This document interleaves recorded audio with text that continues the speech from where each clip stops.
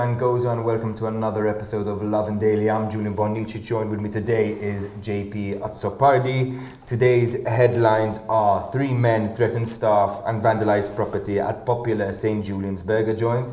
Malta to have vaccinated over 13,000 against COVID-19 by Monday. HSBC's new €5 service charge leaves many questioning modern use of banks. Former President Abella made this spot-on legal argument against party TV stations 10 years ago. And our last story is Infrastructure Malta to donate 11 trees to vandalized field belonging to teenager with ADHD. JP, you want to kick us off? Absolutely. So 3 men yesterday threatened staff and vandalized property at the popular Hermano's burger joint in St. Julian's yesterday. In a widely shared video on Hermano's Instagram, the 3 men can be seen entering the burger joint and throwing things around, shouting at the staff behind the counter before one of them punches an assortment of items, including a tip jar, off the counter, leaving the staff stunned. It was later revealed that as the men were leaving, they also vandalized one of the Hermano's vans outside, and they broke or damaged 3 tablets in their attack. Obviously, this shocking video left staff in shock, and it is still unclear whether this was a random incident or an attempted robbery or anything else at the time. But what has happened is a police report has been filed. Hermanos has thanked everyone who had reached out since the video went online, showing their support. They're now speaking to the staff and individuals one by one to figure out exactly what happened. But the video is safe to say that sent shocks last night. And it was shared widely. I mean, it's a strange video. There's no clear indication of what the men were doing because they never left with anything. They came in, threw a bit of a tantrum, and then left. But they did cause damage. They did, threaten staff. And this incident is currently being investigated by the police. Yeah, very shocking story. The video itself also very shocking stuff to watch. What concerns me, obviously, is it's not the first time we've heard similar incidents happening in Parcheville and St. Julian's, and I wonder if it's time to actually start beefing up police enforcement in the area. I know maybe it's COVID-19 and maybe there aren't as many police doing patrols, but it's more than important than ever to stay vigilant, at least in these high-risk areas. On to our next story. Malta will have vaccinated 13,275 people by Monday, Health Minister Chris Fearn has announced. He was speaking yesterday on an episode on Extra. What's really incredible is that's about 2.6% of the population, which is actually quite a positive figure. While it's lower than some EU countries or European countries like the UK, for example, it's still above the EU average of 0.92% and above the global average of 0.42%. That's obviously a very, very positive number. Fearn said that Malta's leading the way in the vaccination race so far. For those who don't remember, the first vaccines were being dished out on 27th December. Since then, there have been some complaints about a slow vaccine rollout, but Chris Fearn has pledged that by the end of the month, 21,000 people would have been vaccinated, around 70% of healthcare workers would have been vaccinated, all of whom would be vaccinated by the end of February. So far, Malta has around 26,500 doses of the BioNTech Pfizer vaccine, and also has a small consignment of the Moderna vaccine. Yes, the rollout has been, kind of slow at the moment, but as the number of vaccines get approved, that rollout is sure to improve, with increased resources and stuff. Hopefully, we'll see some positive signs in the coming months. That's not all, Fearn has said about vaccines in recent days. I don't know if you've seen this, Jay, but he's also even suggested, that him and along with Roberta Metzola that we might need, a vaccine passport to travel. You heard about that? Yeah, absolutely. There's this whole issue now that's being circulated of whether a vaccine certificate or a vaccine passport is needed to travel over the summer period. Obviously, it raises a number of issues. While it has a lot of benefits, being able to track and be able to know who's not positive for COVID-19 or who's been vaccinated. There are also a number of issues, one regarding privacy. Obviously, it kind of infringes on some privacy in that sense. The other issue is obviously, which was raised by the MHRA today, the hotel lobby group, which was with regards to given the slow rollout of the vaccine as it has been, by summer they predict that only people above 65 years old will have been vaccinated, which means they're the only ones that will be able to get this vaccine passport, making them the only ones being able to travel over summer, which excludes a large number of the population from traveling over summer, which would have drastic implications for tourism industries all over the world, but especially in Malta, especially when you consider that if Malta is ahead of the race in terms of vaccination, it's also other countries are behind, and that means we won't be getting people from other countries or younger demographic flying into Malta. So the number of issues that relate to it, it has lots of benefits, but you got to weigh the good and the bad. Let us know what you think. Leave a comment below whether you agree with this vaccine passport or not. Moving on to our third story, HSBC has introduced a new €5 service, leaving many questioning the modern use of banking.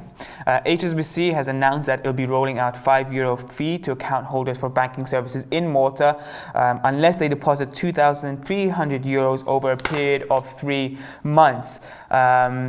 Anyone aged 61 and over had to deposit at least €1,250 over 3 months. Otherwise, they would also be asked to pay the fee. It's obvious. The news came in yesterday, broke yesterday, and it's raised a lot of controversy with regards to why it is implementing this new fee. The Malta Consumers Association said that the banking charging fees to the customers changed the dynamic completely on how people use banks. It said that it would unfairly harm pensioners and low-income earners, and warned that this might set a scary precedent where other banks begin charging consumers for previously free services.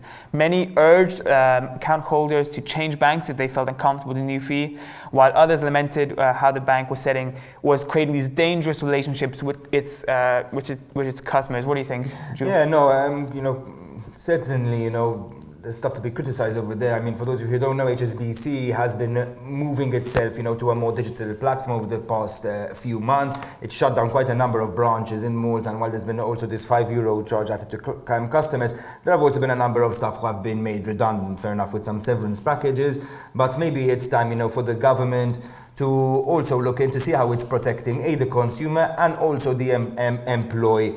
We'll obviously see how this develops. There's also an argument to be made, that at the end of the day, HSBC is a private company. It's one of the last few corresponding banks of the US dollar in Malta. So actually has quite a lot of, quite an important position within the sector at the moment. Onto our next story. So former President George Abella made this spot-on legal argument against party TV stations 10 years ago. So for those of you who don't know, political party stations are currently in the limelight after Lovin Malta announced it will be filing a case to declare them unconstitutional. Now in 2011, then President George Abella, who is the father of current Prime Minister Robert Abella, visited the Broadcasting Authority and made a speech on the issue.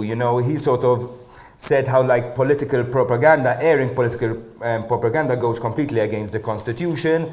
His words are vitally important. As the then president of Malta, he was the guardian of the constitution. So his interpretation of the law does hold a lot of water. There's his entire speech on lovinmalta.com in English if you want to go read it.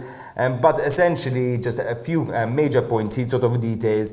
He says it's the onus on broadcasting TV, to accurately and objectively inform people and help them form opinions on a political, economical and social level. He sort of says all sides need to have an equal opportunity, to pass impartial information to its audience.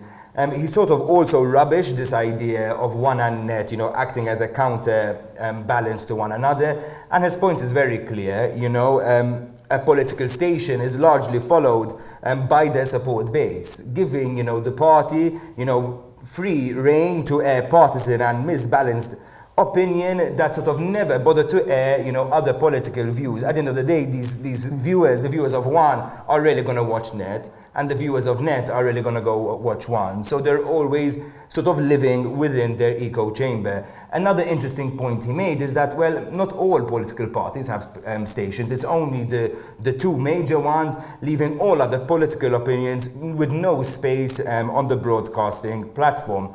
Ultimately, he said political parties, TV stations, and particularly their propaganda is not in the interest of citizens because it doesn't allow them to be informed about all views and make informed decisions. It's quite a strong statement from George Abella. Please go read it.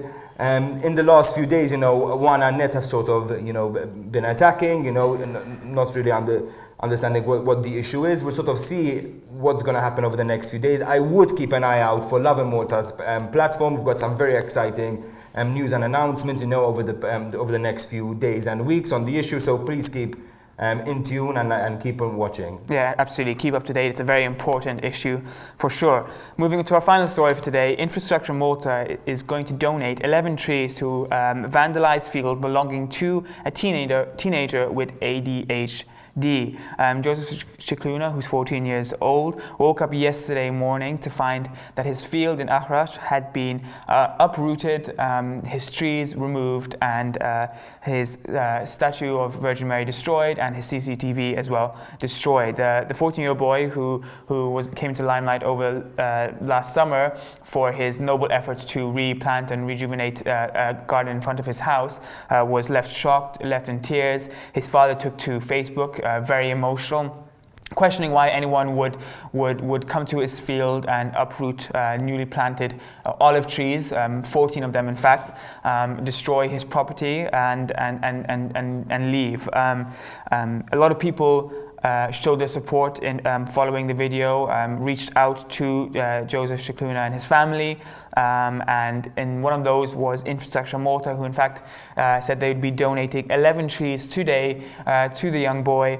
to help rejuvenate the area. Obviously, it's a very, very sad and very malicious act taken by whoever did it. In fact, his father pointed the finger at hunters in the area. We all know that Ahrash, the Woodlands area, last year was handed over to the hunting lobby to be taken care of. He had seemed to indicate that some hunters had came in overnight and uprooted his trees. There also seems to be some sort of dispute between a small rubble wall as well. But really, at the end of the day, this seems to be like, what they were doing there, he claims was his land, and what they were doing was a noble act. They were planting trees, which you don't really hear much in Malta, and overnight they just disappeared. What do you think? Yeah, no, I mean, it saddened me quite a bit. It's a particularly cruel thing to do. To just go and uproot trees as though you own the place. Quite a horrible thing to hear about. There is a silver lining to this case. I was actually quite proud to see such an outpouring of support for the man and his son. From state authorities to people to local councils. They really went out to back this guy. What I do hope, at least, moving forward, that the police take this absolutely really seriously. It's super wrong what this guy did, and he shouldn't be allowed to do it. And if it's somebody operating within the Ahrash area, it's an easy target. Let's make sure, this issue is addressed. That's all from us for today. And remember, have a day full of lovin'.